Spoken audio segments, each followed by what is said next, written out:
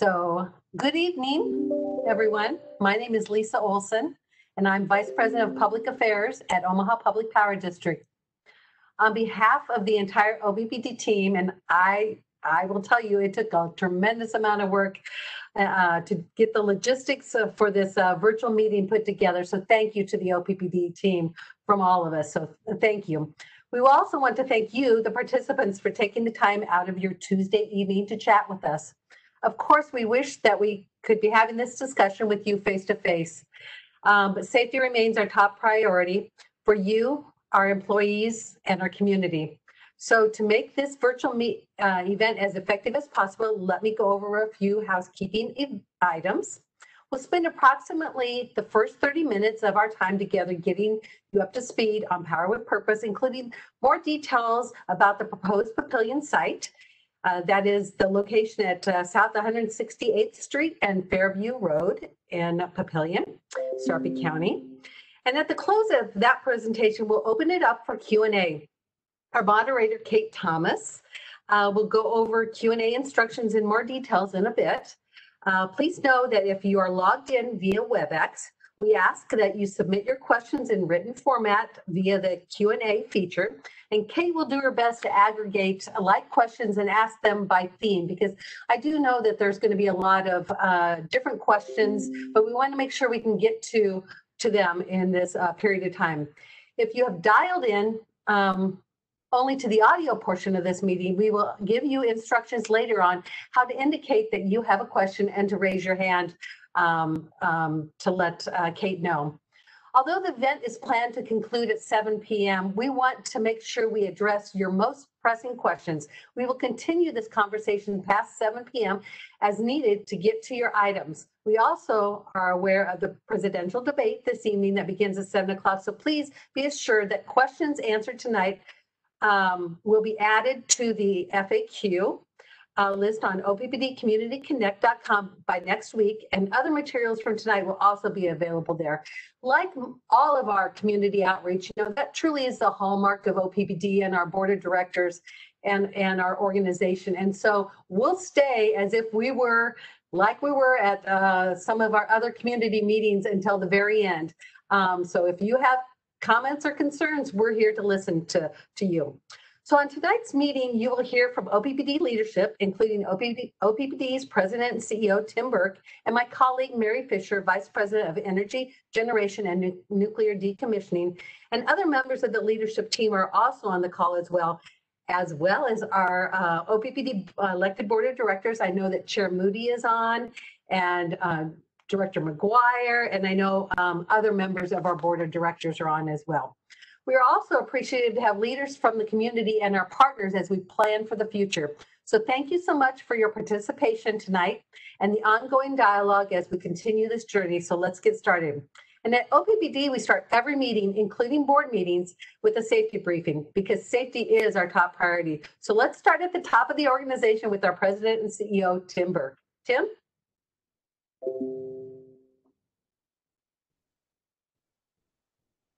You're muted, Tim. You're on mute.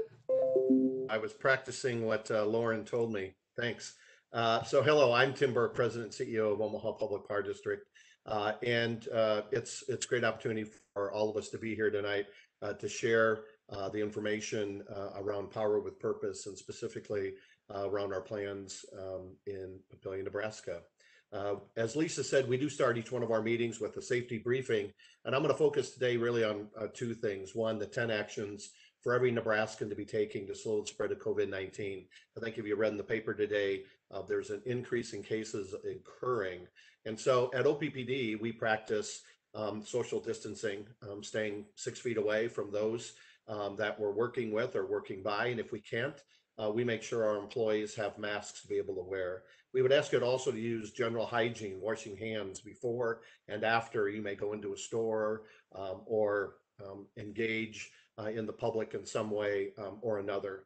And tonight, because we may be sitting at home or sitting in our cars or wherever that may be, we would ask you just to look around and make sure you are aware of any safety concerns, cords that that could be tripping hazards, but just an opportunity for you to look at your surroundings And if there is a concern, please don't hesitate to use the chat and tell us your telephone number. And we will make sure that we take that information. Our host will take that information and provide that information to our emergency group. So with that, that's our safety briefing for this evening. And then I'm going to turn it over shortly to Kate Thomas. But the objectives tonight are pretty clear. It's just to inform about our Power with Purpose project. The OPPD team's been working on this for about a year and a half as we worked on the details, shared information with our board last fall about this time, and now are beginning to drive our stakeholder process to get feedback, insight, and perspective from the public. We want to talk a little bit about the natural gas facilities. I think there's been some misnomers and misrepresentations around what we're planning in Sarpy County. And we want to make sure we have the opportunity to talk about it and to share that information. We do want to listen, and that's really it, to hear your concerns, to make sure that we can address them, and then really answer any questions that you may have. And then just commit our ongoing outreach. If you have questions or concerns or issues, to reach out to us to make sure that we can resolve those, or at least so you understand exactly what Power with Purpose and the impacts are going to be for our customer owners, our region, and the benefit of all of our customer owners. Our agenda is going to be pretty clear. We're going to talk shortly. Kate Thomas is going to step us through the Q&A guidelines. We're going to share some initial customer feedback. We're going to do a little OPPD overview, Power with Purpose overview, talk a little bit about solar and natural gas. Mary will be doing that. And then essentially get into our Q&A, and then talk about our next steps coming forward. So with that, I'd like to turn it over to Kate Thomas to give us the guidelines for our Q&A session. Kate? Well, thank you very much, Tim. And I think Lisa also teed this up really nicely. We'll just go over a few housekeeping items to make sure that we have a really effective and efficient Q&A session. It's so important that we hear from you. So I will caveat this with, we know that we may not get to all of our questions, even if we are able to go past 7 p.m. And so we will be updating and keeping OPPD Community Connect, or FAQs, updated as we get new questions in. So I just wanted to let you guys know that as well. So a couple of ways to answer questions. We will hold questions towards the end, but we want to just familiarize you with a couple of different ways to do that. So one, if you are able to see the Q&A option, if you click the 3 dots near the bottom of your screen, you should see a Q&A option there. You're able to then type your message and send that to the event host. I will see that, and we'll be able to see all of the questions roll in, be able to ask those either specifically, or if we have several similar questions, be able to group those. So if you are online and able to do that, that's a really helpful way for us to do it. If you have just dialed into the audio only portion of this meeting, there is still a way for you to ask a question and submit it. We ask that you press *3 on your phone, so *3, and what that will do is give us an indicator of a phone number, or the first 4 digits of a phone number that would like to ask a question. So if you press *3, when we get to the Q&A portion, we'll be able to those that you have a question. We will then address you by identifying a portion of your telephone number, only the first few digits, and then we'll unmute that phone number and open up the phone line for that person to be able to ask their question. So to make sure that we're able to get through a balance of audio only and online participants, we'll begin with our online Q&A, and we'll look for those participants who have pressed *3, and we'll address those as we see those. You don't need to wait for your question to be entered until the end of our portion. If you have a question now, and I see that we have one, you can go ahead and start answering, inputting your questions in the Q&A session so that you don't forget it, and then we'll hold those for the end of the session. If you have any other questions, you can also always use our chat feature to our host. We'll be able to see any of your questions about any technical difficulties or how to do so. Thank you so much.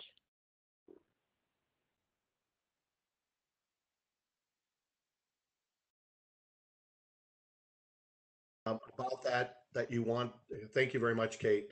And if you have questions about that, don't hesitate to again, as Kate said, use the chat, and our host will make sure that information or that question may be shared with our team. You know, over the last several weeks, we have been talking about Power with Purpose.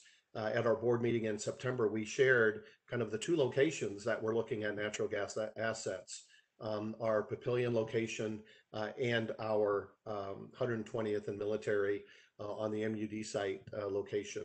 And in that, over the last 2 weeks, we've really heard what our customers are asking, a lot of questions about how loud will it be in these facilities? What will the run times be? What's it going to look like for my backyard? Should I be concerned about emissions? How will this affect my property value? Are you going to tear down trees? What about the environment and wildlife? You know, what will the construction look like on this site? And then how is it going to impact my OPPD rates? And we'll have the opportunity to talk about each one of these, but also other questions that you may have. So we've been reaching out, and customers have been reaching out to us over the last 2 weeks. We received a variety of questions and comments. We put them in FAQs under our oppdcommunityconnect.com, and we're going to keep a running kind of question and answer on that site over the course of the next several weeks. And so there are some themes that I just talked about that we're going to make sure that we pay attention to and make sure that we respond to those today. A little bit about OPPD. We're talking about, you know, specific sites in Sarpy County and the city of Papillion that we've been working on, and also at 120th and Military Avenue. But OPPD spans from north of the metropolitan area to Burke County, all the way down to the Kansas border. We actually serve Carter Lake. We actually serve some rural properties in Kansas. And then we essentially go over almost to Lincoln or Lancaster County area. We were founded 74 plus years ago. We're the 12th largest public power utility in the United States, and our rates have historically been well below the national average in all of our customer classes. You can see who we serve. We serve a variety of residential, commercial, and industrial customers across this service territory. And at this point in time, what I'd like to do is to allow Mary Fisher to begin to talk a little bit about the activity on why we're here and the reasons that we need to look at additional generation in our service territory. So Mary? Thank you. Thank you, Tim. I'm going to define the problem for the community. At OPPD, we have growing load, and we have growing load in Sarpy County, but we also have growing load throughout our 13 counties that we serve. We also have expiring leased contracts, so we lease energy to come in and be supportive of that energy that is out there on the SPP marketplace and available to us. But as those contracts begin to expire, we see a deficit in the energy that we can bring into on the system.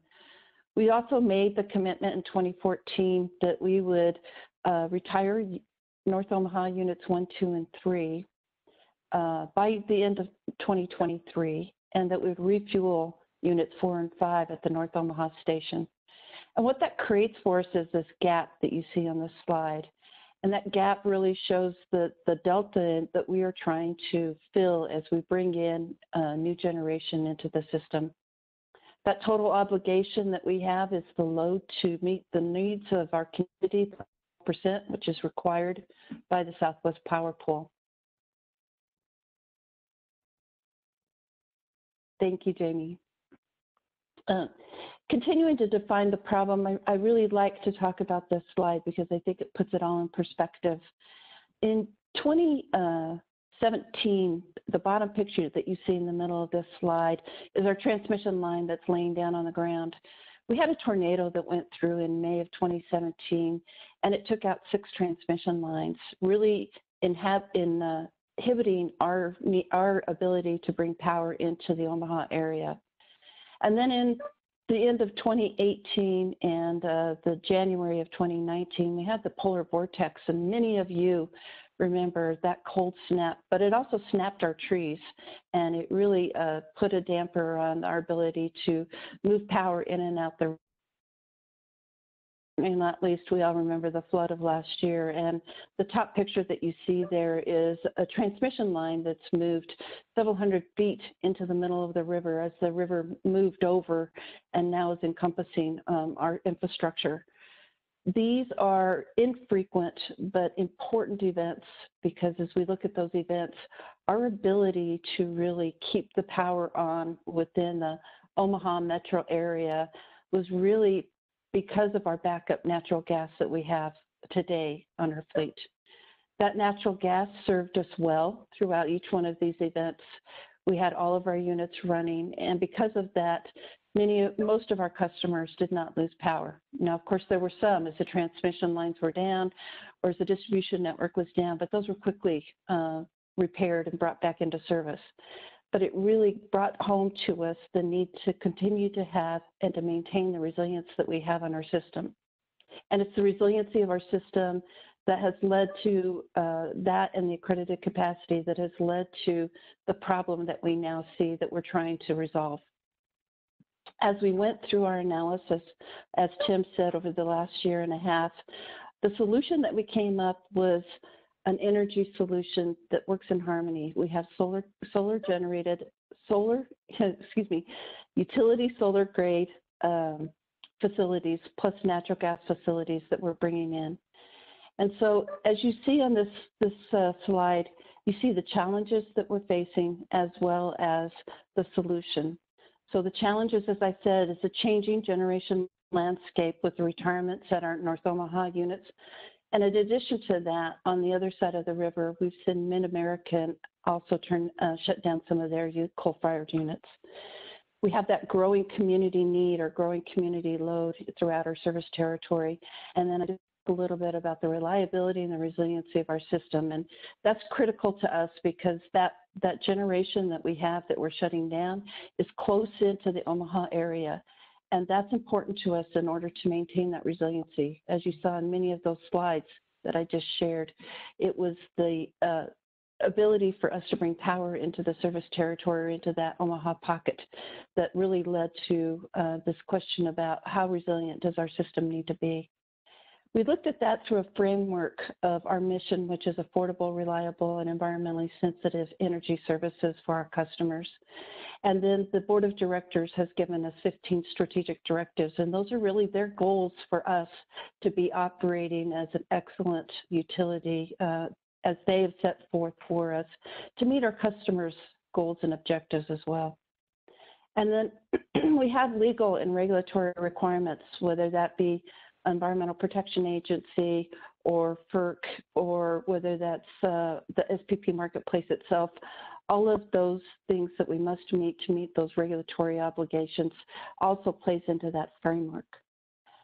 When we looked at both of those together, the challenges in the framework, the solution that came out of that was large-scale solar with natural gas backup. And the natural gas backup is critically important, as I said before. It helps us to maintain the resiliency on the system. It also helps us to meet that accredited spoke about on the previous slide. The solar, why it is a great solution for us, and it provides a lot of energy services that we need on our system. The other thing that it does is that it's only accredited during the summer months.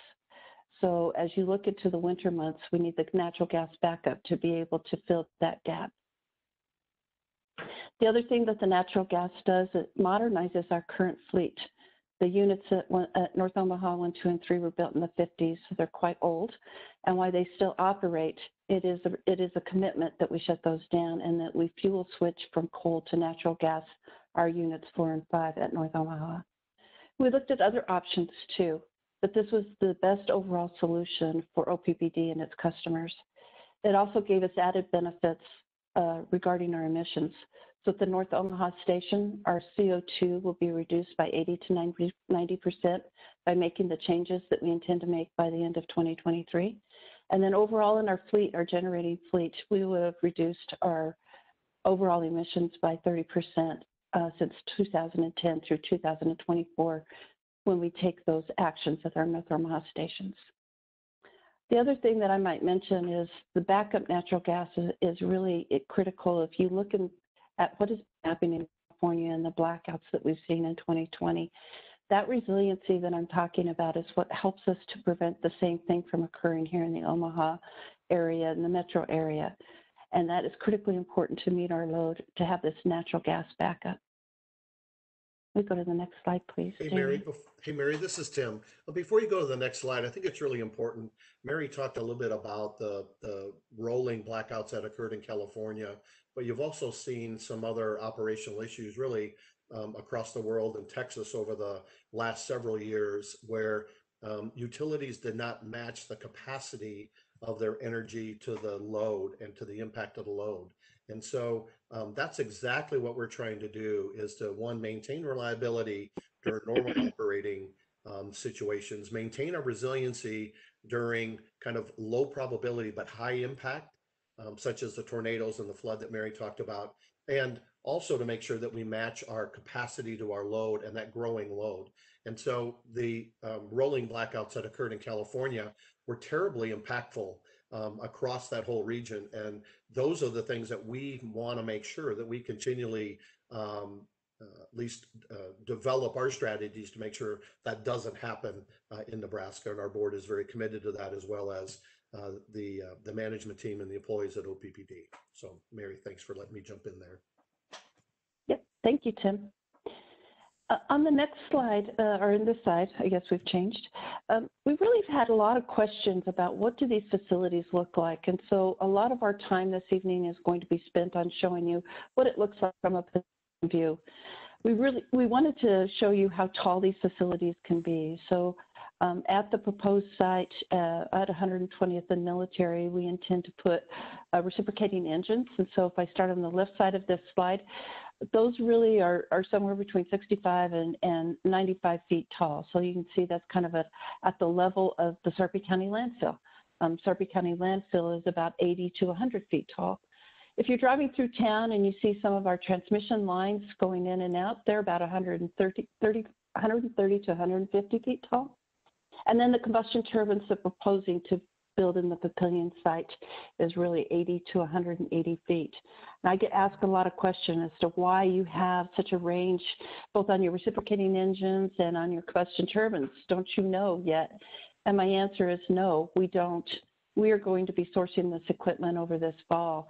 And we're really looking to help make the decisions about what the design looks like and how we bring these assets into the general areas, into the areas that we proposed. And it's through that sourcing that the height of these units will actually be determined. So we have yet to do that. We will put out requests for proposals to vendor manufacturers, and we'll gather that information back in and then make the best overall decision to move forward. And then last two that we have there is the Nebraska Crossing water tower. That water tower is about 200 feet. And then as you drive through and you see some of our wind turbines, or the wind turbines in and around probably northern Nebraska as well as into Iowa, those run about 280 feet tall. That gives you an idea of what the height of these units might look like. Our overall Power with Purpose timeline, as Tim said, we've been working on this for quite a long time. It took a long time to do the integrated modeling, and that integrated modeling really took into account our generation, our financial situation, how much it was going to cost us, transmission, whether or not there was gas and fuel available, as you see down in the blue boxes.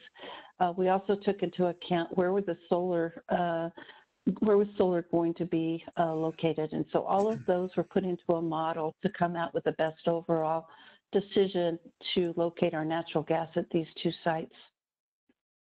We also have regulatory requirements that we are fulfilling, and so you see us working on those in parallel. And then last but certainly not least, we are doing stakeholder outreach.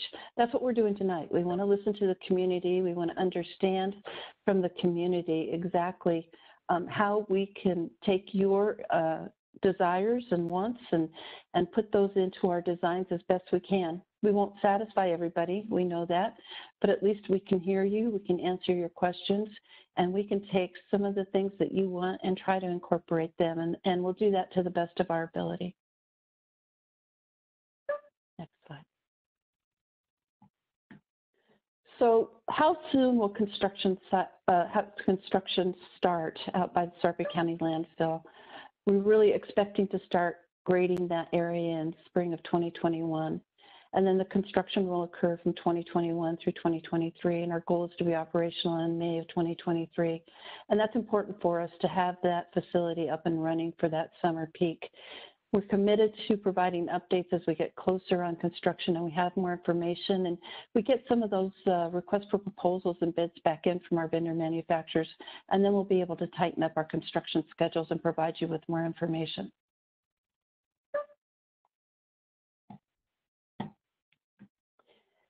We've been asked several times, what does the solar field look like and where are you headed with that? Since the first when we went out for bid for solar in November of last year, we had the idea that we needed to site 400 to 600 megawatts of solar. And that 400 to 600 megawatts of solar really needs to be dispersed throughout or near our 13 counties. And again, we need to have this generation close into our load. That's critical for reliability and resiliency purposes. We've been working really hard to bring in 400 to 600 megawatts of solar, and you haven't heard a lot about that because we've been focused on developing a form PPA or purchase power arrangement. This is the first for OPPD in doing these power arrangements for solar. And we've really taken our time to make sure that we understand how that might work for us, how that might work for the vendors. And then we're working towards preparing for negotiations with these high potential projects. So we're working very hard behind the scenes and not a whole lot to share there, but working to get into the negotiations and be able to announce something on where these solar fields will be located probably later this fall. To get to specifics that you want to hear about tonight, Sarpy County South Site. It is located between Fairview Road and Platteview Road, as you see, right next to the Sarpy County landfill. We intend to put in 2 simple cycle combustion turbines, and it is between 156th and 168th Street. So let's zoom in a little bit on this map.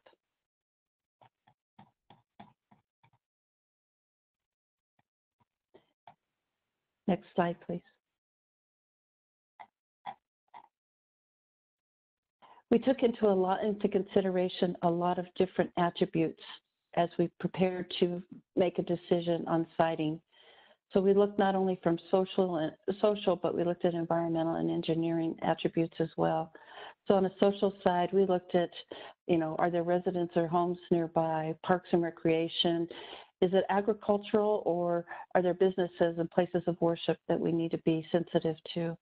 We also looked at conservation areas, federal and state lands, floodplains.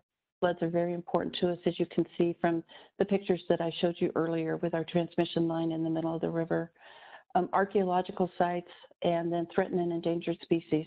So we did a full look at our environmental aspects to make sure that this was the right site for us. We also looked at constructability. We looked at highways and structures. We looked at existing planned utilities and wells and site topography. But some of the critical things were access to transmission area, as well as natural gas pipelines. All of these attributes and considerations were put forth as we tried to make this decision, and finally leading us to this site next to the Sarpy County landfill.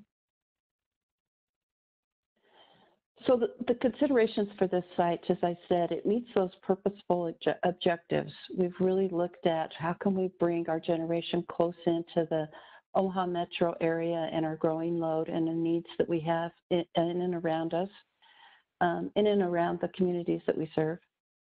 Its critical infrastructure is located there. So as I said, we have transmission in the area, and we've just completed pretty large and substantial transmission upgrades in the area. And then natural gas infrastructure is also there. And what that helps us to do is to keep our costs low, because we have minimum upgrades that we will need to make to both the gas pipelines as well as the transmission lines in an area. It also supports that growth and reliability for Sarpy County and for the rest of the communities in the Omaha metro area. And then the partnership with Papillion. As we reached out to the city of Papillion, they have been just fabulous partners. We've heard them. They've expressed some of the same concerns that you have. We've tried to take their concerns as well as what tonight and put those in and mitigate them to the best of our ability. We really want to work harmoniously with the city as well as harmoniously with the communities. We are voluntarily going through the Papillion development process. So we will be meeting all of the requirements as we go through that process with the city of Papillion. And that really gives the Papillion leaders a chance to question us and to ask us the questions and to make sure that this is the right development with the right attributes, and where it is located is really the right area for the entire city. We're also agreeing to voluntarily pay the sewer connection fees. I know there's been a lot of questions about that. Those will run us about $2.5 million, but we feel it's the right thing to do for the community. And then this Power with Purpose project will support future land use plans by the city. We've been really careful to talk with the city about what their development plans are and how it is that we can make this work for them. And I think we've struck a very nice compromise. And I think that both parties, the city of Papillion as well as OPPD, are very pleased with the outcomes. So the technology overview, on the right, you see a picture of our Cass County station. This is 2 simple cycle combustion turbines. They are a bit smaller than what we would anticipate putting in next to the Sarpy County landfill, but they're very representative of what this plant will look like. It'll be a total of about 400 to 450 megawatts. They'll be dual fuel capable as well as hydrogen capable. So if hydrogen becomes a workable fuel for us in the future, we'll be able to convert over to that. It is a peaking facility, and that's important because one of the questions that we hear a lot is, are these things going to be running all the time? And the answer is no. Over this summer, my peaking stations ran somewhere between 5 to 6% of the time. It's typically in the evenings on those hot summer days where we've had considerable heat for the past week that we bring our peaking stations on for reliability purposes. So they truly do provide that peak, and that's why we call them peaking stations. They really do provide that peak generation that we need on those nice hot summer days. They also provide the ability to bring them up when we have those, as Tim said, low probability but high impact weather events that we've seen, such as the flooding and the tornadoes over the past 3 years. We do intend to meet the noise ordinances, and I have some slides for you that I'll explain that in a minute. And then one of the things that the city has been really straightforward about and really strong in their desire for us to put in some visual screening. And so we'll talk to you about what this could look like. We have some representative renderings that we'll share with you this evening to give you an idea of what it would look like from a pedestrian view. The other thing that these units do for us is they're very quick ramping. So as we bring on more renewable generation to cut our carbon footprint, this quick ramping generation helps us to compensate for when a cloud would come over a solar field or the wind would die suddenly. These units come on very quickly, typically between 10 and 20 minutes to full load. Next slide, please. So a little bit about the sound. We've had that question too, and we've been doing some research and making sure that we understood and could really put it into some terms that we thought, and at least for me personally, it was easier for me to understand what the decibel levels were. So the conversation that we're having today is about 60 decibels. So 60 decibels is a normal conversation. If you think about something that's kind of loud and strident, that would be your alarm clock. That's at 80 decibels. To kind of a quiet library or whisper, and that's in the 30 to 40 decibel range. It gives you an idea of what you can expect from this facility. So on the next slide, at 168th and Fairview Road, we put together these noise rings, and we intend to meet the City of Papillion's code, which is a maximum of 55 decibels at night. So kind of in this normal conversation, maybe light rainfall, kind of sound noises that you would typically hear, up to a maximum of 70 decibels in the daytime is the Papillion code, City of Papillion's code. Right at the generating site, we start at 74 decibels. So that's similar to heavy traffic that you would hear outside next to a highway. And so what we're really trying to show here is that these baselines are baseline levels, and they can be mitigated, and we will be working with the city to ensure that we meet those codes, and that is our commitment to the community at large. Next slide.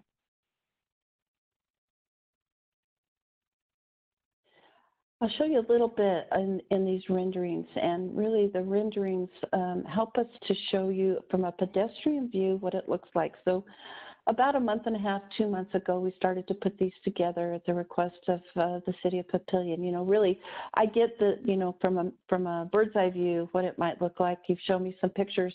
That's great. But when I'm driving along Platteview Road, looking northeast at the rise there in the background at the landfill, really, what is that going to look like? So we put together these slides. So if you go to the next slide, please, Jamie.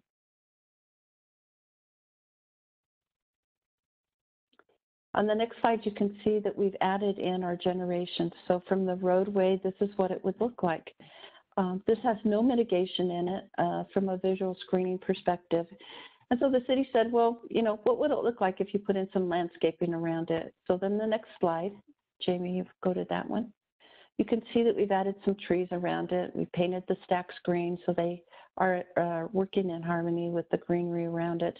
And this is just an idea of what it could look like. There are other things that we can do to help buffer the sound should it be necessary. We can put in noise walls, etc. So as we go through our RFP process and we actually source the generation, then we'll come back and do another noise study and really understand what's going to be the best overall way to mitigate any noises coming from these stacks, as well as the generators themselves. And then we'll put in the visual screening around it to make sure that it all works together. On the next slide, we were also asked to look at, okay, but what does it look like from the east on 168th Street? So today, if you went out there and you looked at the Sarpy County landfill, which is the rise in the background on the left-hand side, that would be the Sarpy County landfill. And on the next slide, Jamie, we've added in our power plant, which you can see is just a little to the south of the Sarpy County landfill. We have generation and substation, and then the two simple cycle combustion turbines that are shown here. And on the following slide, when we add some trees for visual buffer, this is what that slide would look like, or what it would look like from 168th Street. Now, the other thing that we've talked to the county about, or excuse me, the city about, is that they really want to have room to put in some development in this area in the future. And so once you put in some houses here and you can put in some businesses here, we meet the noise ordinances and we've done our visual screening, it will be compatible with homes and businesses. And really this will blend into the background once you have that in the foreground of this picture. So we're really looking forward to working with the city and the development that will come in eventually into this area. Next slide. And this is what it shows like if we put together that development plan. It's a conceptual plan that we've talked to the city about. It meets their development plan that they've had put together. It changes it a little bit because you see the power plant in the middle, but we get as much of the concentration of the homes and the businesses on the east side and the south side of this picture. So, excuse me, the west side and the south side of this picture. And so you can see, you go from the landfill to the power plant, you'd have kind of a walkway or greenway there, which was critically important to the city of Papillion as well, to maintain that greenway. And then you'd have homes and businesses on the other side. Next slide. We do everything with the forethought of how can we live harmoniously with the wildlife, and we've had lots of discussions about this. This is a picture at our North Omaha station where we put in our boxes for our breeding falcons, and as you can see, we had 3 babies this year. They have a live feed so we can watch them as they come and go and as they grow. We reached over 4 million people worldwide were watching our little falcons grow before they left the nest. So we are committed to affordable, reliable, and energy sensitive energy. We do take appropriate measures, and we do limit adverse impacts to wildlife in the area. If we have to remove trees or we have to do anything in the final design, we will go in and replace it to the best of our ability, and we'll abide by our avian protection program, which is currently in place today. With that, I think that we are going to move on to Tim for the next slide. Yeah, there we go. Thank you very much, Mary. Appreciate that. You know, I think as Mary talked through this, she may have answered a lot of those questions that I identified earlier in the presentation today. How loud will this be when it's running? But I want to talk about a couple of the questions that came to us over the last couple of weeks. So should I be concerned with emissions from this plant? And I'd like to address each one of these highlighted questions. And, you know, the backup natural gas facilities will only operate as a peaking facility, as Mary talked about.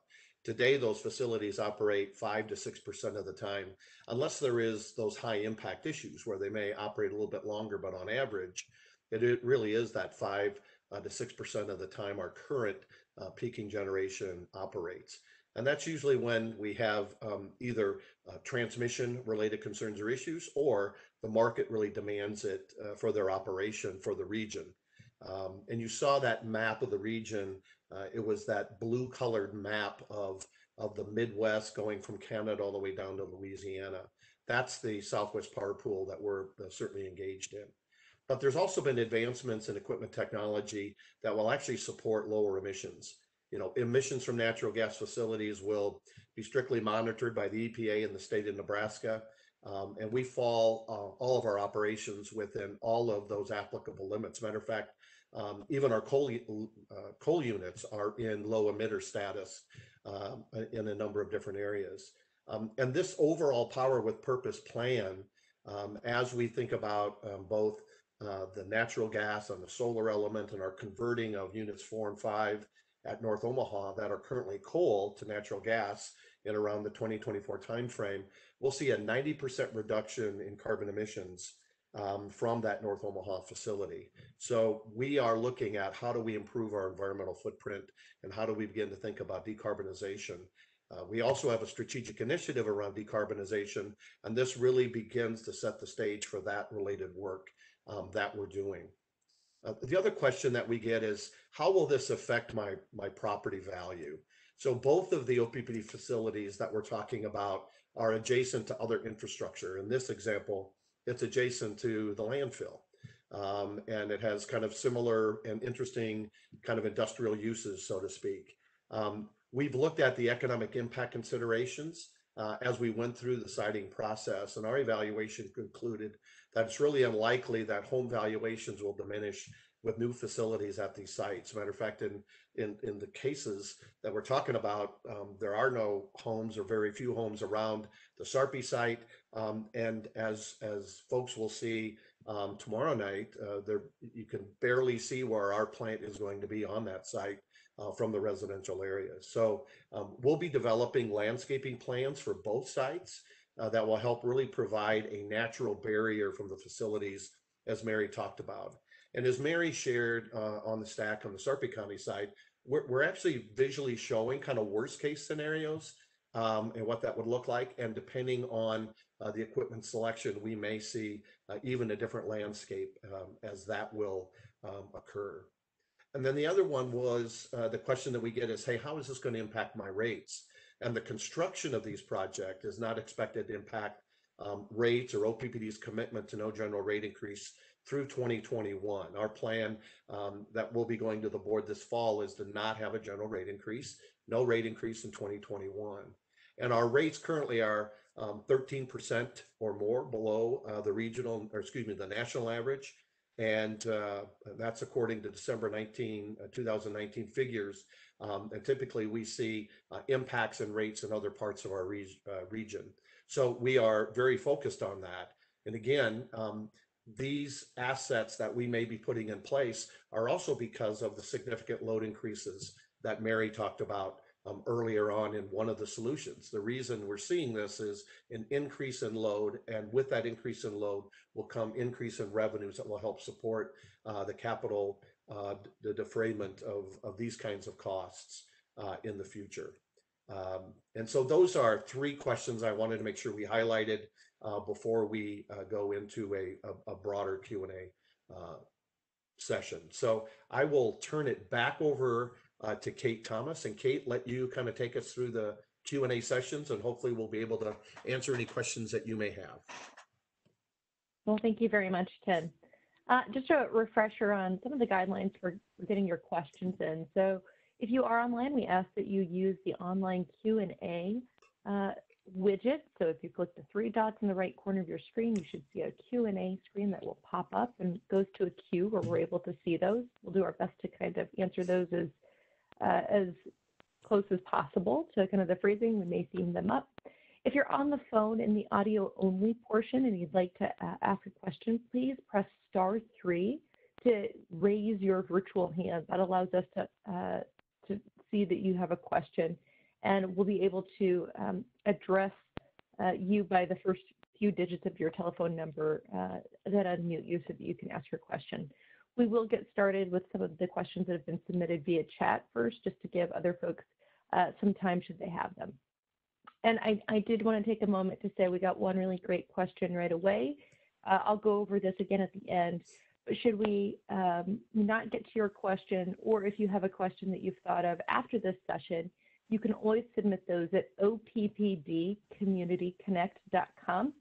OPPDcommunityconnect.com. Always a great place for you to submit a question. All right. And with that, what I'll do is I'll tee up some of these questions that we're seeing, Tim and Mary and Lisa, and just ask you to answer them, or perhaps to ask someone on your team to answer them. The first couple of questions we have come in are really around size of the natural gas facilities. So a couple of questions that go hand in hand. One, can you remind us the number of natural gas fired generators that we're proposing?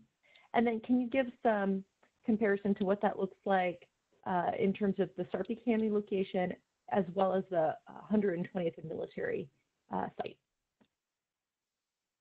So yes, thank you, Kate. I'll take that one. We are planning to put in 2 simple cycle combustion turbines, somewhere between 400 to 450 megawatts at the City of Papillion site, or what we're calling our Sarpy County site. Our current Sarpy County site has 5 combustion turbines there. They range in, I would say, stack height of between maybe 60 feet, 80 feet to 100 feet. So about the same height. That facility, because it has 5 units, is a little bit larger, but this one will have 2 larger units. So it'll be about the same footprint. In terms of what we're proposing for the 120th and Military site, we're intending to put in there 6 to 9 reciprocating engines, which will give us about 100 to 150 megawatts. And the reason I hedge on, what are the megawatt levels, it really depends on the equipment manufacturer and the equipment that we purchase. And since we're in the process of doing RFPs currently, we don't have that technology selected yet.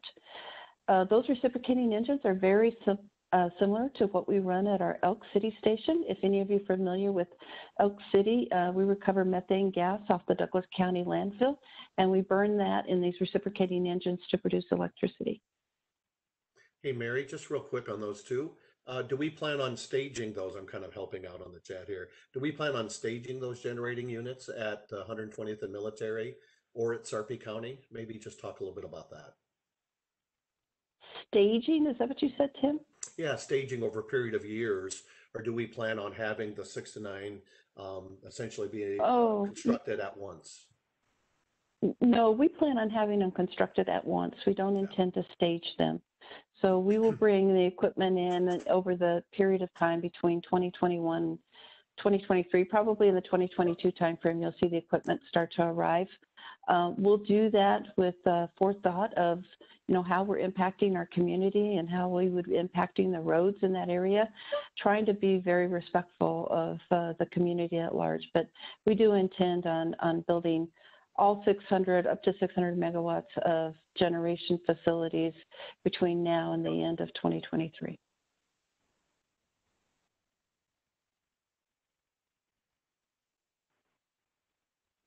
Very good.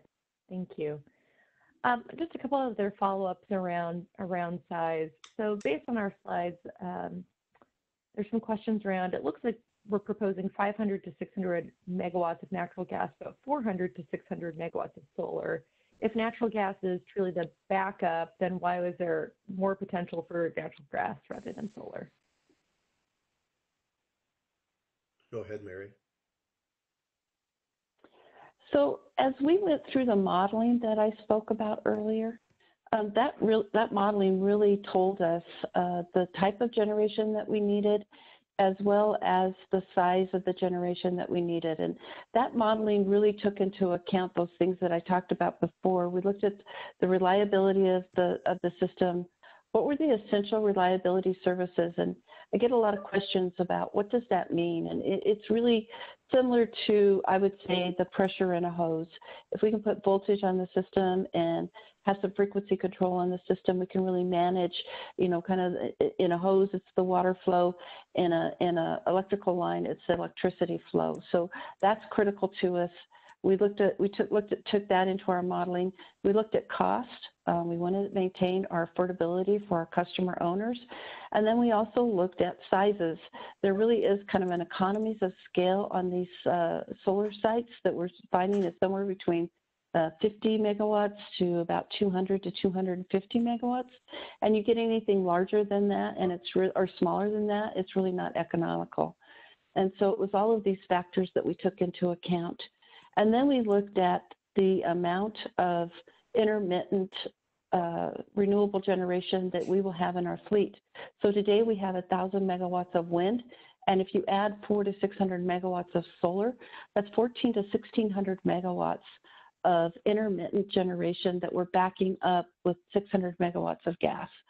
So if you look at it from that perspective, what we're really trying to do is to upgrade the gas facilities that we have and put in newer generation, quicker starting generation that can really help us with that intermittency that we've seen from the wind. And then again, eventually with the solar as we put that on our fleet, add that into our fleet, excuse me. Thank you. Appreciate it. A couple others that have to do with size before we move on to a slightly different topic. So can you give a sense of how the proposed Sarpy site's output would compare to, for example, the Cass County peaking station output? And I might phone a friend here, Scott or Megan, if you disagree with what I say, please jump in here. But I think it'll be very similar.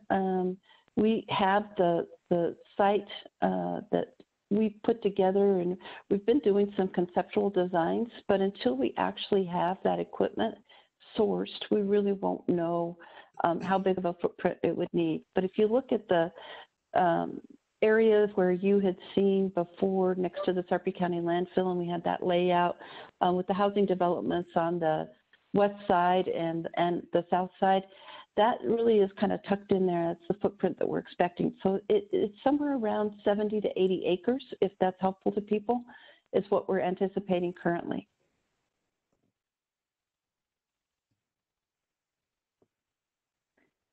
Okay, very good. One question here that's also just related to size, and perhaps a clarifying question for those on the phone. When we say, that this is perhaps close to load, does that kind of also infer that with the recent data centers, that's also why we might, when we say close to load, that it just directly support those? Yeah, Mary, let me take that. Very Okay, great. clearly, very clearly, what we're seeing in this area is pretty significant load, and certainly the most notable load there would be Facebook and Google. But I will tell you, there's also load that has been there with Fidelity and Travelers and Oxbow, and there's proposed developments in that corridor, such as R&R development. Pretty significant size activity going on north of this site and certainly to the west of this site. Sarpy County is growing, and so we're trying to identify how do we serve that in the best way, recognizing that we're going to continually see this growth. And I get the great opportunity to be actively involved in economic development, and I know we're going to see other announcements probably yet this year on some pretty significant developments that will occur. So we continually see those grow and change. And because of the significance of the load at once, that's the reason why you see this kind of activity with Power with Purpose, and to really begin to think about not just energy and capacity, but our reliability and our resiliency. And that's the solution that we've identified in our board, essentially agreed to last fall for us to move forward, and that's why we're here today. So, Thank you, Tim. These next questions really talk a little bit about natural gas and how it would work in conjunction with solar. And one is just maybe a question or a little bit more context around why we might need more natural gas in the winter if solar production were to increase in the winter. That's a great question, and some of this is really centered around the regulatory obligations that we have. The Southwest Power Pool tells us what we can accredit for each one of our facilities. We have to prove the output of each one of those facilities on an annual basis. And the rules within the within the Southwest Power Pool today are that solar can only be accredited for generation during the summer months. So basically we get zero accreditation. Now that doesn't mean that they're not generating, and it doesn't mean that we're not using them, and it doesn't mean that they aren't actively adding to the energy that we need in order to support our communities. It just means that it's not as reliable during those months. And in order to make sure that we have a reliable generation fleet, part of the Southwest Power Pools really requires us to have that type of generation in the winter that is reliable all year round and can be used to cover those times when the sun isn't shining at night and the wind isn't blowing. And so the natural gas assets really help to provide that backup that we're looking for. And Mary, Mary, that's a great point. I would also say that's the reason why these facilities will also be dual fuel or have capacity to have other fuels, such as either fuel oil and or hydrogen capable, because during the wintertime there is high natural gas use due to heating typically. And so we want to have the ability to maintain our resiliency and even stabilize system reliability in the event that we need to by using maybe the alternatives of natural gas in that regard. And so that's the reason why we're looking at these with alternative fuel capability as well. Thank you. So just to kind of wrap this one up, so will OPPD commit to just as much solar as natural gas?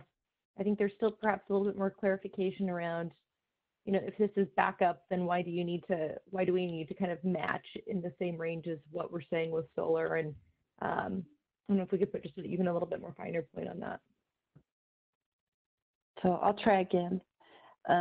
We're not matching.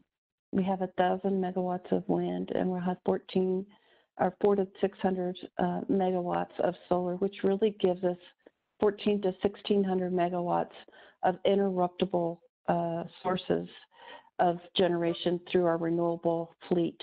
That 1,400 to 1,600 megawatts is really what's being backed up by the 600 megawatts of gas. So it's not matched for match with the solar.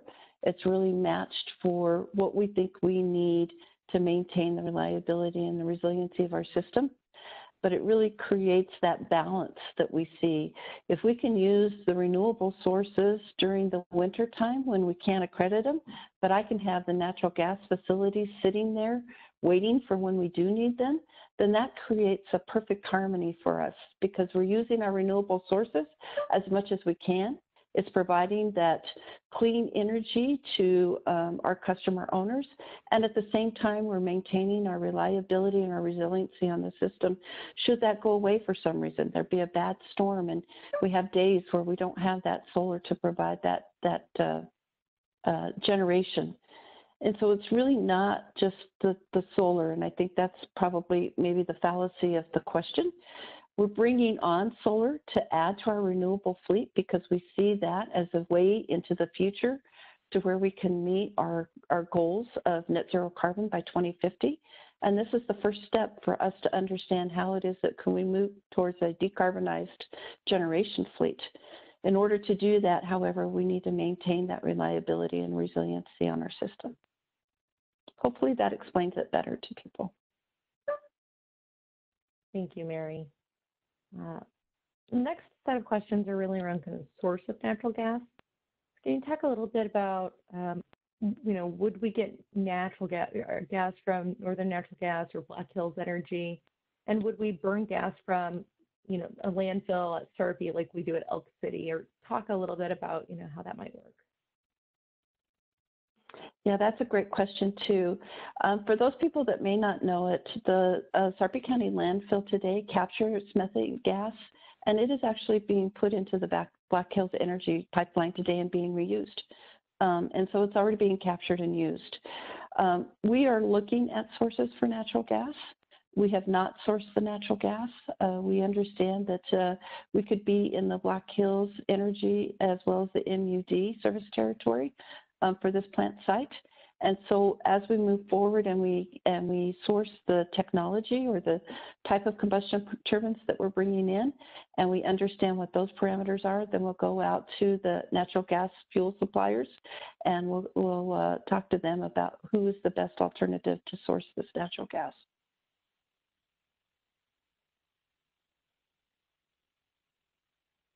Okay. Next questions are around emissions, and just if you could elaborate a little bit more about what emission limits might look like on NOx or in general, kind of any expectations around emissions, that'd be really helpful. So I'll start with this one and I'll ask, I think Russ Baker's on the line, and Russ, don't hesitate to hop in here. We will be permitting this site. We will meet the EPA and the NDEE permits that they will give us for this site. And so as we go through the air permitting process, they will establish the limits for the SOx and NOx of our gas generation. Again, some of that can be a little bit dependent on the type of technology that we bring in and the emissions control that comes in on those combustion turbines. And so I can't answer exactly what the emissions will be today, but I can tell you that they're significantly lower than our coal burning generation.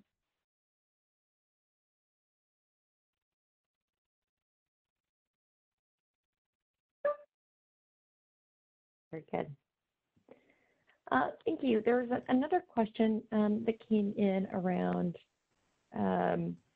technology in general and asking, why specifically are we looking at reciprocating engines as opposed to something like aeroderivative gas turbines that are quick starting within 5 to 10 minutes and have lower emissions?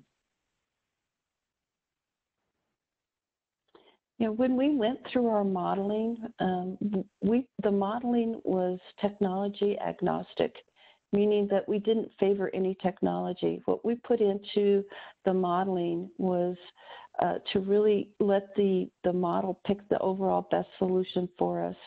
So aeroderivatives were considered as well as many other technologies.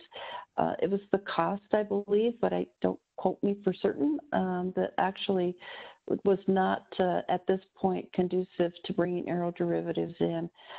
The other piece of this, I would say, is that as we went through that modeling, what we did was we looked at the best overall solution associated with environmentally sensitive generation coupled with that type of generation that would meet our reliability and resiliency standards and affordability. So those were the three key components that we looked at in our model in order to ensure that we picked the best overall solution.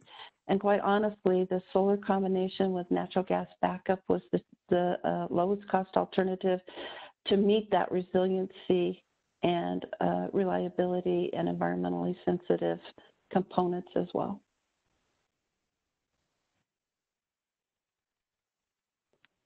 Thank you. A couple questions have come in just around cost overall, and if you could speak to kind of what the cost of this technology will look like, and then also how we might be protecting ourselves against fluctuations in natural gas prices. So when we look at natural gas pricing, we look out into the future. We do projections 10, 15, 20 years out to understand what natural gas prices might be. And then we do a series of analyses that help us to understand what is the sensitivity of that on our generating fleet.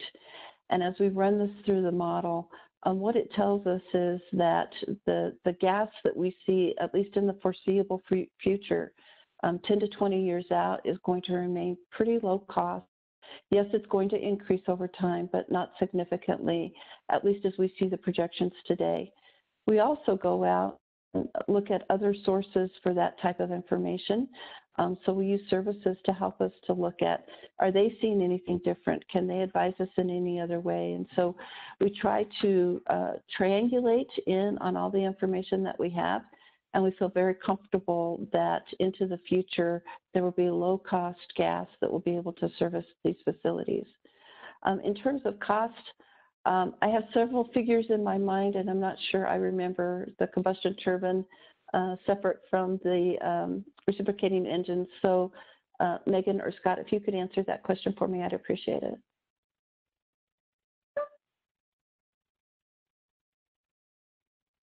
Yeah, Mary. Yeah, so we have rough estimates right now as far as the overall projects for the combustion turbines. That is roughly $394 million. That's equipment, EPC, as well as potential transmission build out and substation. For the RICE technology at the military site, the estimate is approximately $257 million. Similar breakout with equipment, EPC, engineer, procure, construct, as well as substation and transmission build out. Those would be Thank you, Megan. obviously. I appreciate that. Thank you. Mm-hmm. Yeah, Kate Thomas, just in addition to Mary's answer, I think what's interesting to understand in the marketplace that we operate in is that natural gas pricing is kind of interesting. And our kind of hedging on all energies is to make sure that we have a diverse portfolio.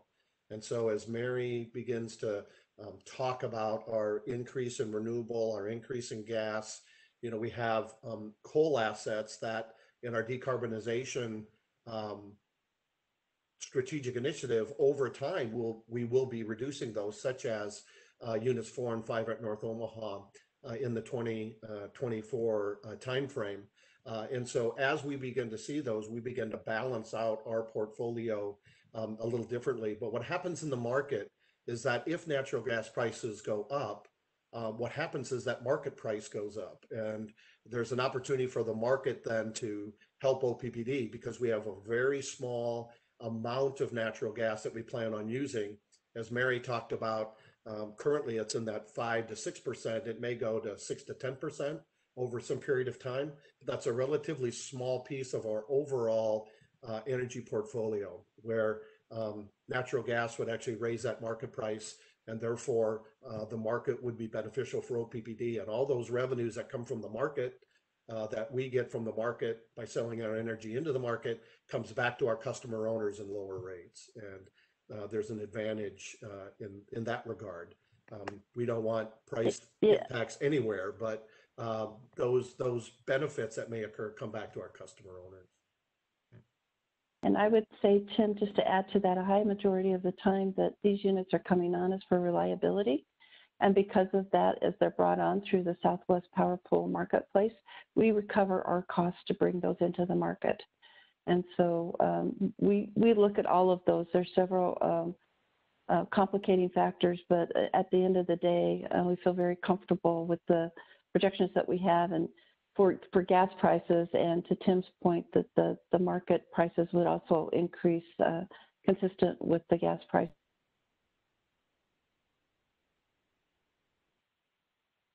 Okay, it looks like we have two more that are related to the kind of natural gas facilities, the runtime and the lifespan, and then we'll have a few others that are around perhaps some siting. So a couple of questions. I know they're not directly related, but just as long as we're on this. One, what is the expected lifespan of the natural gas facilities? And then micro, more specifically, what is an anticipated runtime for each of those?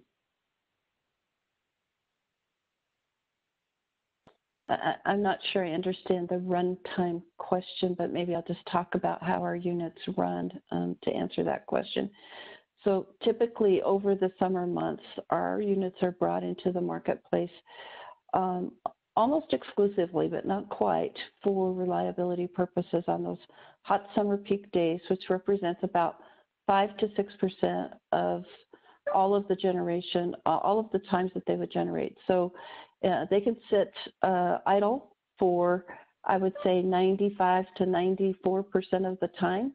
And when we need them on those hot summer peak days, they typically run in the evening hours. And I would say we bring them on somewhere around 1 or 2 o'clock in the afternoon, and they run till about 7, 8, 9 o'clock, maybe into 10 o'clock at night, waiting for the temperatures to cool off a bit in the area. So in terms of runtime, you know, it's really only 5 to 6% of the time. Now, I will say that, you know, in some of the questions that we've been asked those questions, we've been saying we expect them to run sometime between 5 to 15%.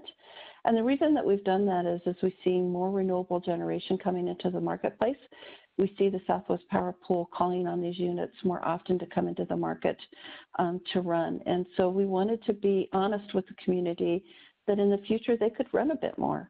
And they could run a bit more in order to really help us with the overall renewable portfolio that is coming on, not only from OPPD, but in the SPP marketplace.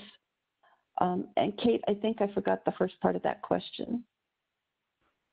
Oh, yes. It was just the overall lifespan of a natural gas facility. Yeah. Yeah, these units, if they're operated and maintained, they can operate for a significantly period of time. We have units today that are built in the 1950s that are still operating. That doesn't mean that these units will be operating for that long. It's just that they have the capability to have a lifespan of that long. But as I said earlier, we have a goal that by 2050, we will decarbonize our fleet down to net zero carbon. And so we really need to look at the output of these generation combustion turbines, and we need to understand how they fit into the overall generation fleet that we will be seeing at that time frame. I think those are future decisions that we'll have to make about what the overall lifetime is, but we really are focused on how we decarbonize our fleet to the best of our ability.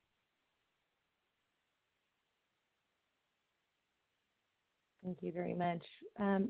We have a couple of questions around some of the solar portion of Power with Purpose, and one question is just around, Sarpy County had this moratorium on any development. Do we have any thoughts, comments around that, how that may impact decision making? You know, Mary, maybe let me take that if that's okay. I think that's true. We've, in our conversations with Sarpy County earlier, as we were talking to them about potential solar and natural gas, there were some text amendments around solar that were enacted by the Sarpy County Commissioners that really restricted the ability for developers to develop solar arrays in the counties and or in Sarpy County in that regard. And so that was a little problematic because it took some of our best economic options out of the solar analysis that we're doing. So the solar we're focused on today would be outside of Sarpy County.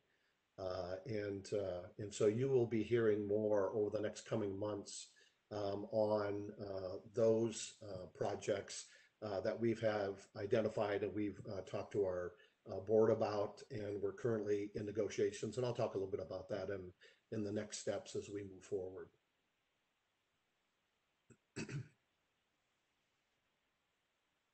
Thank you. One more around just involvement. Is the city of Springfield involved since this location is closer to that city? You know, we have had conversations with the county, the city of Gretna, the city of Springfield, and certainly Papillion. And so we're currently, this facility that we're talking about is within the Papillion zoning jurisdiction. And so our focus has primarily been with the city of Papillion. They have boundary arrangements amongst them. And we've certainly had conversations about this project and about this location with them. We've presented to the city administrators and some of the planning commissions around this power with purpose and this potential site and some of the economic impact that we see there. Matter of fact, on this site, we've identified, I don't necessarily know if you need to go back to it, but as we were thinking about that development where we engage Nodal Development to assist us in how can we, along with the city of Papillion, how can we take a site and also create economic value for the city. And so what we found is that from the original kind of comprehensive plan, we're actually to create a more increased valuation in the footprint. And there's a part of that on the southeast part of that site that, as we understand, across 156th Street to the east is Springfield's plan for an industrial or light industrial zoning area there. And so we may be thinking longer term about how do you market those areas as potential industrial sites west of 156th Street and then east of 156th Street, north of those commercial developments. So we're having those conversations, and we'll continue to have those with the city of Papillion, but we'll also have those conversations with the neighboring jurisdictions too. So if they have any questions, we'd be more than welcome to come and have a conversation about that. And Tim, this is Lisa. I'd just like to add there, you know what, the surrounding cities and their administrators and their elected officials have been very engaging, and we greatly appreciate that collaboration and coordination. And we're going to continue those conversations as well. Absolutely. And just one clarifying question to follow up that came in. Just a attendee noted, the solar part will not be in Sarpy County. Did I hear that right? Yeah, as Mary has talked about the solar, we don't in this immediate time frame don't anticipate any solar announcements over the next several months in Sarpy County. And as I mentioned before, it was the text amendments and some of the other changes that the county made were a little troublesome for an economic solution around that. And so we are really pursuing other options in our service territory. The map that I showed earlier, as far north as Burt, as far south as the Kansas border, as far west as Saunders County. So you will see those announcements kind of in there based on some of the negotiations that we're currently having right now with developers. One more question on just the location in general. One of the attendees noted that on the photo that we showed that showed OPPD proposed site, they were wondering what's going on the rest of that site. So don't know if there's some clarification around one of the visuals that we showed, but what are we putting on the rest of the site listed as OPPD proposed site? You want to take that one, Tim? Well, yeah. So as we have worked with the city of Papillion to really make sure that we could work in harmony with their proposed comprehensive plan, I think their plans would be to go back and make some modifications, but it would really be to create both residential and commercial in that L, would be east of the plant, excuse me, would be west of the plant and south of the plant, where we would create kind of residential on the west side of the green space. The way the city of Papillion has done just wonderful things around trails and green spaces, in that site, there are a couple of greenways that the city of Papillion plans to integrate in their systems and work closely with NRDs and others as they have just wonderfully over the years. And so this would be on the west side of those green space areas that we would look at residential and other development, and then primarily in that area to the south could be commercial, light commercial, mixed commercial, residential. And so that's really just conceptual today. We will work with the city of Papillion, determine what's the best alternatives. And our conversation is what a better development partner to have, with the city is someone who, certainly wants to see growth and development occur as well. And so even though there's no specific plans, we try to conceptually identify it as they kind of wanted to understand the economic impact of them. And I think we've resolved that issue with the city of Papillion. I think they've been very satisfied with that response. So just to clarify one point, it's not what OPPD intends to put on that site. I think that was what the question said. It's what we see could happen in the future, given the growth development plan that the city of Papillion has. And so we wanted to show, as Tim said, how we could live in harmony with the growth plan that the city has. So it's not that OPPD intends to put anything in that area. It's really what that growth plan looks like in the future as we understand what the city has in mind. Yeah, thanks, Mary. Thanks for that clarification. We're not developers. That's not what we do. We build, construct, we generate, we transmit, we provide exceptional reliability services, that are affordable and environmentally sensitive. So that's what we do. We're not in the development business. We'll let somebody else that's a professional in that take care of those issues. And I think we have just a couple other distinct questions.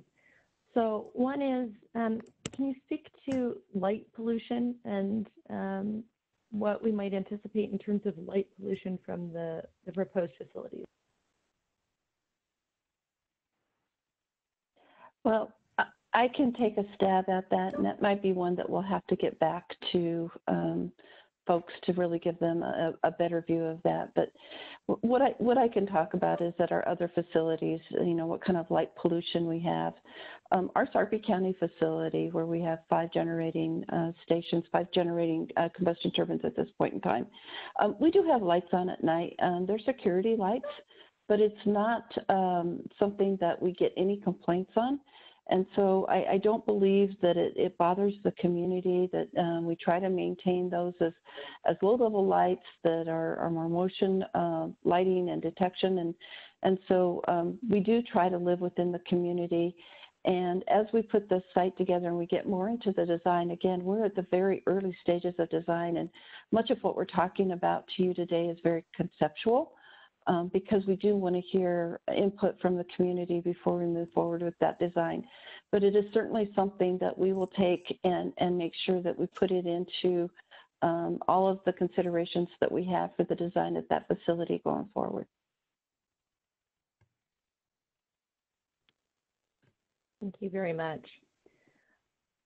Okay. Next one is just around for comparison and kind of context sake, if you could share some context around what is the output of the Fort Calhoun Community Solar Facility and kind of how much land does it sit on, and compare and contrast what that might look like in terms of the utility scale solar piece of this? That's a great question. Our Fort Calhoun Community Solar Project is a purchase power arrangement with NextEra Energy, and it is 5 megawatt unit. It takes up about 35 acres. And so in comparison, when you talk about large scale utility solars, you're talking about a solar field somewhere between 50 and 250 megawatts. So 50 megawatts would be 10 times larger than our current Fort Calhoun facility, where we've purchased the output from NextEra Energy.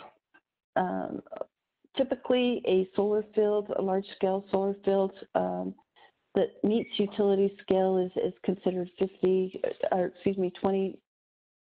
megawatts and up.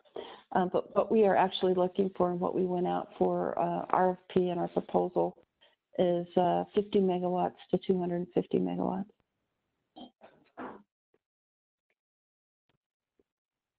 Thank you. And then I think we have 2 more questions, and we'll looks like have it wrapped up here in just a moment. Next one is, will Fairview Road be paved? Well, I think that's a great question, but we'll work with the city and the county in that development agreement on what that may look like. Certainly not for the immediate needs for what we're looking for in the development of this site for a natural gas peaking facility. That would not be a requirement that we would have, but as we've worked with the city of Papillion and as they have arrangements with the county, that'll be part of the development agreement that we have with the city of Papillion. So that's the perspective that we've been told, and how the city of Papillion handles those kinds of developments. So, and they typically don't pave them unless there's a forecasted need or a development need or an interconnection need and what that would look like. But there would be no need for us to pave it for our needs today. But that certainly could occur in the future. Very good. I see one more question, and then we'll turn to call-in users just to make sure we didn't miss anyone. I think I see 1 or 2 call-in users. So the question is, what are the intended plans that OPPD has for the land that they have under control along Platteview? Yeah, I'll take that. That's for further conversation at this point in time. We're currently evaluating that. There's been no decisions made on either the property that we can control, that we own, or the property that we certainly have agreements with landowners are at this point in time. And so, we haven't made a decision on that today. So we'll continue to think through what those alternatives look like based on this recommendation that we have on this site. Very good. I don't see any others in the queue. I will open it up. I see that we have 1 call-in user right now, and I'll pause for our call-in user. If you would like to answer or ask a question, you just need to push *3 on your phone to indicate that you have a question, and I'll give them a moment just to see if they have a question. And just *3.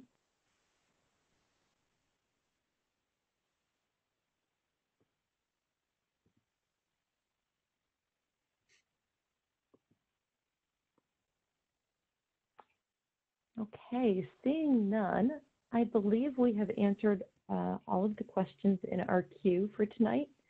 Just a reminder that any of those questions that are new to us on our OPPD Community Connect site will be added, so we'll try to keep this list as current as possible.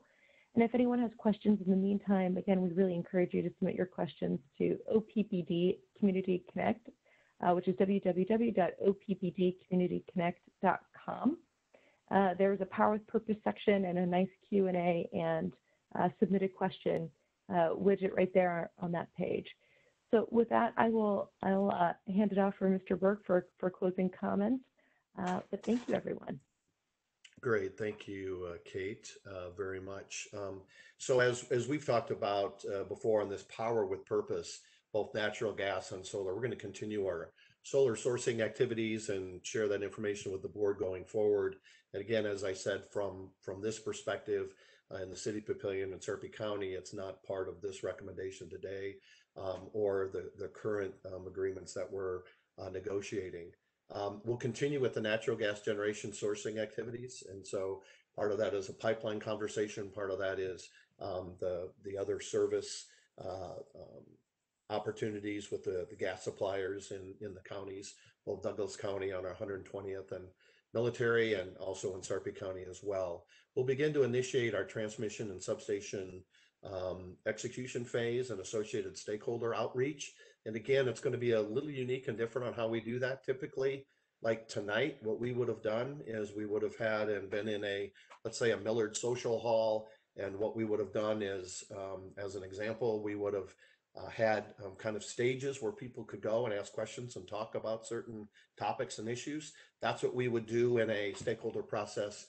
And it's what we did when we expanded it for the capital investments for both the Facebook and the Google projects along Highway 50. We did just that, conducted those kinds of stakeholder outreach to make sure we understood any concerns or issues. And we'll do that as well with any of the transmission and substation items that will be required for these projects.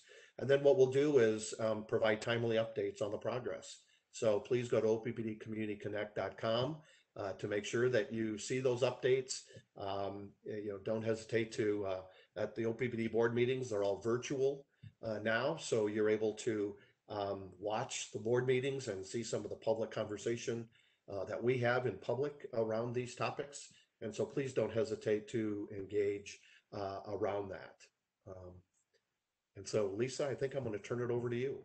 Thank you. Thank you so much. And in closing, our promise, as always, we're committed to stakeholder engagement, and it's not one and done. We have a continuous cycle of outreach and talking to our customers and listening to our customers and having that engagement. So if you need to talk, please leave your contact information and go to oppdcommunityconnect.com and we'll continue that conversation and we'll talk a little bit more about that. We also want to hear since this is our first virtual outreach, you'll be getting a post-meeting survey.